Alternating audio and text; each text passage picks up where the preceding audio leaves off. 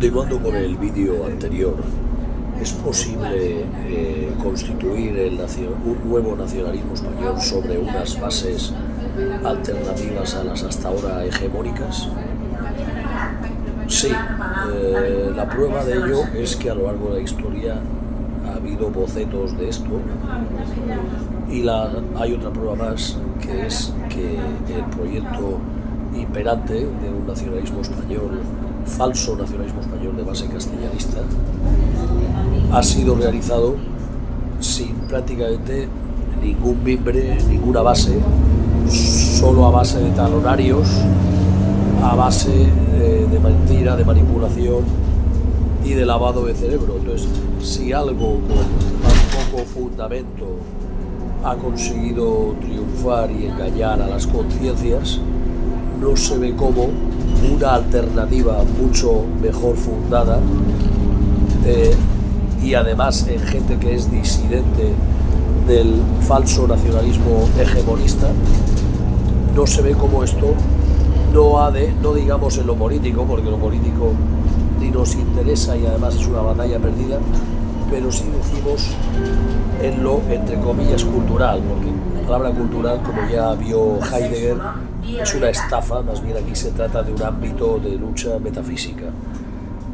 En este ámbito no político, prepolítico, sí que es posible dar la batalla, pero hace falta unas cuantas transformaciones que vamos a ir desglosando. Primero vamos a describir cómo está el panorama alternativo a una disidencia al proyecto nacionalista, falsamente nacionalista español hegemónico. La alternativa a ese proyecto no consideramos como alternativa a ese proyecto a los separatismos, porque los separatismos no son alternativa a eso, son simplemente oposición a eso, e incluso decimos la otra cara de la moneda de eso. Por alternativa, evidentemente, entendemos una aspiración de recambio, una aspiración, mejor dicho, de reemplazo. Como ellos dicen, ¿no? Reemplazo étnico. Pues aquí efectivamente sería, literalmente, asumiéndolo desacomplejadamente, un reemplazo étnico, aunque algo que va mucho más allá de un reemplazo étnico cultural, algo mucho más profundo que eso, un reemplazo metafísico. Un reemplazo metafísico del proyecto nacional hasta ahora imperante. Un par de pinceladas. Ha habido muchos libros que se han escrito sobre el proyecto nacional. Uno muy reciente e interesante es el de Álvarez Junco, Mater Dolorosa, que hemos leído con fruición.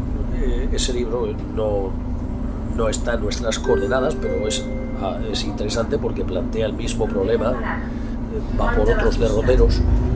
Ese libro lo que plantea es que el proyecto nacional español ha fracasado.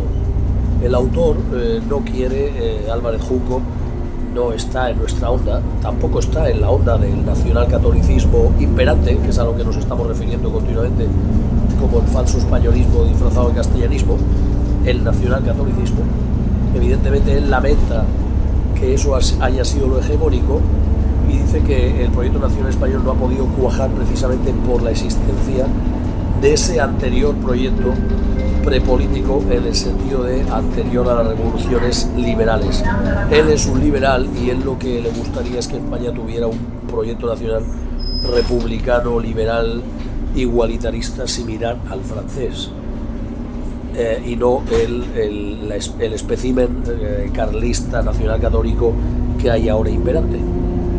Nosotros no queremos, no nos interesa la política, esto no es un proyecto político, no venimos aquí a redefinir el concepto de ciudadanía, asumimos y acatamos el marco jurídico actual, no queremos ninguna revolución, no nos interesa, querer es otro tema, pero no nos interesa ninguna revolución en el ámbito jurídico ni en el ámbito político. Esto va solo de metafísica, solo, que como si fuera poco, ¿no? Álvarez Junco lo que lamenta es que no hubiese un nacionalismo liberal español, ¿no? Pero nosotros no vamos por ahí, pero sí que está bien tirado el hecho de plantear que el proyecto nacional catolicista, el proyecto nacional católico, hasta ahora imperante, como se ve en partidos como Vox, ¿no? Y los demás, de una u otra manera, por activa o por pasiva, todos son víctimas y cómplices de ese moribundo todavía imperante.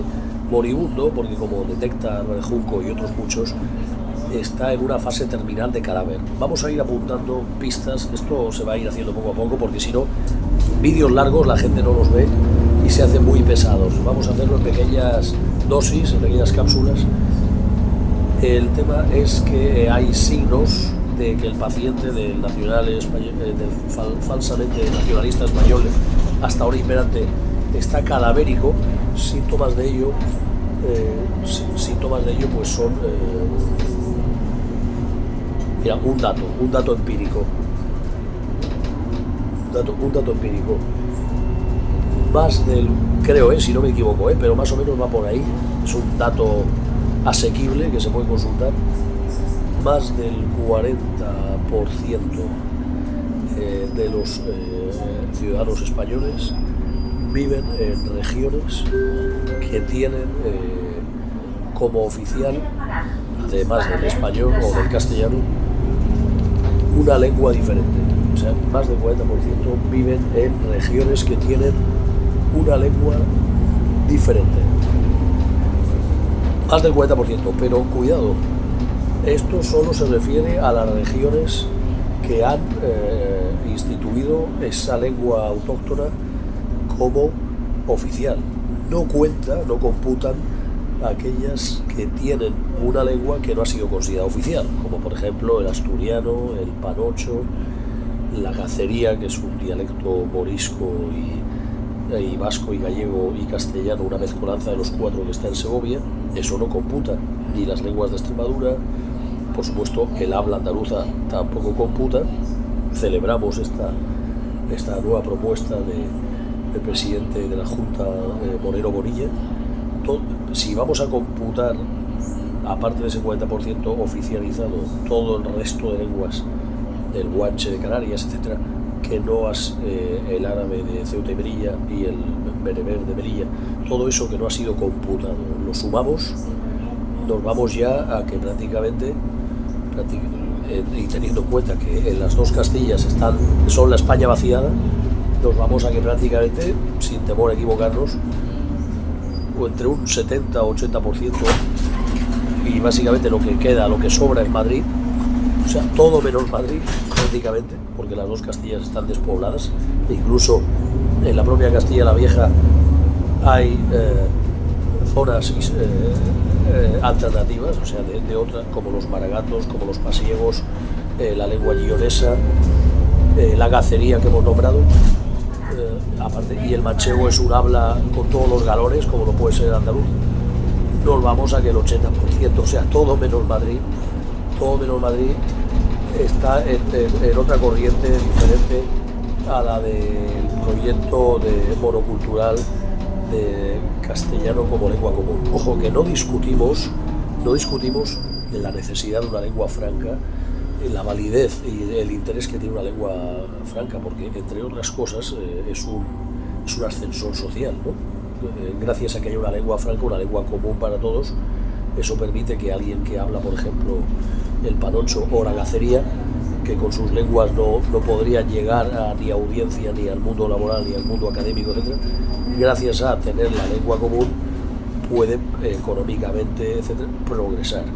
Eso es indudable, y el que negara eso es reaccionario. O sea, el que buscara llevar esto por un terreno político de eliminar una lengua común y que todo fueran lenguas tribales, lo que estaría haciendo es condenar al tribalismo. Bueno, si ellos quieren es otro tema, pero que esto se quisiera hacer de manera forzada es condenar al tribalismo la población. ¿Y eso a quién beneficiaría eso? Beneficiaría a la élite madrileña, o sea, beneficiaría a ese 20% restante, que serían los únicos que manejaría la lengua de poder. Por tanto, cuidado, que no nos interesa renunciar a la lengua de poder, como no renunció Góngora. Góngora era, se podría decir, de manera anacrónica, si se nos permite, Góngora era andalucista. Se ve en el uso de la lengua andaluza, de las jarchas moriscas, en su uso del jacel, en su uso, en su crítica a la corte, en su crítica a Madrid, en su añoranza de su cortijo cordobés, en su islamofilia, ¿no? Como se ve en el tributo que hace a los plomos del Sacromonte o a los arcos. De hecho, su poema, el estilo poético de la la Silva Gongorina, eso está estudiado, está inspirada en los arcos de la mezquita cordobesa de la que él era capellán, un dudoso capellán por muchas razones, una entre ellas que era judeo-converso, aparte de maurofilo. Por tanto, esto no va de política, esto no va de eliminar una lengua común, eso sería reaccionario. Esto va de empoderar a nivel, no entramos en el terreno político-jurídico, entramos en el terreno identitario. Esto va de empoderar de manera identitaria a lo que algunos han dado en llamar, que lo devolvemos como boomerang en su contra, ellos de manera insultante, el nacionalismo castellano hegemónico y el separatismo, haciendo pinza a los dos, han dado en llamar a esta España no dudosa de separatismo, no dudosa de españolidad, pero al mismo tiempo no castellana, como por ejemplo la Gacería, los Maragatos, los Pasiegos, los Panochos, han llamado a esto Resto España, ¿no?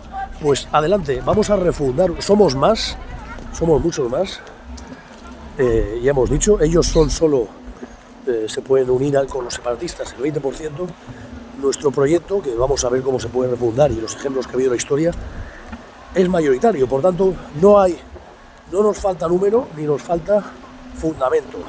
Talonario sí que falta, pero como no tenemos aspiraciones político-jurídicas, sino únicamente metafísicas, tampoco hace falta talonario, solo hace falta un despertar como el que yo he hecho. Si yo lo he hecho, yo antes venía, como todos, ¿no? O sea, como casi todos, estaba aquí en España, o bien eres separatista, o bien estás absorbido por el nacionalcatolicismo o por el españolismo liberal. Yo el nacionalcatolicismo nunca me lo he creído, pero sí que me he creído ese españolismo de base castellanista, de manera inconsciente, no es algo que uno medite, pero claro, porque esto es lo dominante, ¿no? Lo que domina. Si yo he conseguido despertar a eso, pues cualquiera puede hacerlo.